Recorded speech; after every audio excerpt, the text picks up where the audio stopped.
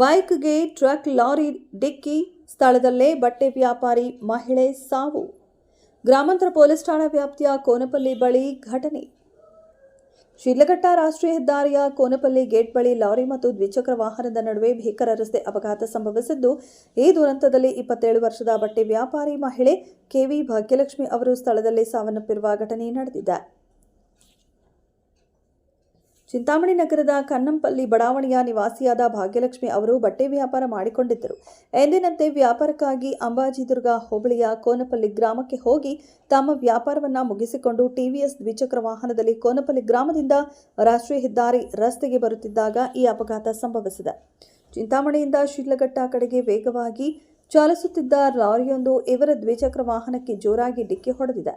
ಡಿಕ್ಕಿಯ ರಭಸಕ್ಕೆ ಭಾಗ್ಯಲಕ್ಷ್ಮಿ ಅವರು ರಸ್ತೆಗೆ ಉರುಳಿ ಬಿದ್ದಿದ್ದು, ಚಲಿಸುತ್ತಿದ್ದ ಲಾರಿಯ ಹಿಂಭಾಗದ ಚಕ್ರ ಅವರ ತಲೆಯ ಮೇಲೆ ಹರಿದ ಪರಿಣಾಮ ತೀವ್ರ ರಕ್ತಸ್ರಾವವಾಗಿ ಅವರು ಸ್ಥಳದಲ್ಲೇ ಕೊನೆಯುಸಿರೆಳೆದಿದ್ದಾರೆ. ವಿಷಯ ತಿಳಿಯುತ್ತಿದ್ದಂತೆ ಚಿಂತಾಮಣಿ ಗ್ರಾಮಾಂತರ ಪೊಲೀಸ್ ಠಾಣೆಯ ಅಧಿಕಾರಿಗಳು ಮತ್ತು ಸಿಬ್ಬಂದಿ ಸ್ಥಳಕ್ಕೆ ಭೇಟಿ ನೀಡಿ ಪರಿಶೀಲನೆ ನಡೆಸಿದ್ದಾರೆ. ಅಪಘಾತಕ್ಕೆ ಕಾರಣವಾದ ಲಾರಿ ಮತ್ತು ದ್ವಿಚಕ್ರ ವಾಹನವನ್ನು ಪೊಲೀಸರು ವಶಕ್ಕೆ ಪಡೆದುಕೊಂಡಿದ್ದಾರೆ. ಮೃತದೇಹವನ್ನು ಮರಣೋತ್ತರ ಪರೀಕ್ಷೆಗಾಗಿ ನಗರದ ಸಾರ್ವಜನಿಕ ಆಸ್ಪತ್ರೆಗೆ ರವಾನಿಸಲಾಗಿದ್ದು, ಗ್ರಾಮಾಂತರ ಪೊಲೀಸ್ ಠಾಣೆಯಲ್ಲಿ ಪ್ರಕರಣ ದಾಖಲಾಗಿದೆ ಹಾಗೂ ತನಿಖೆ ಮುಂದುವರೆದಿದೆ.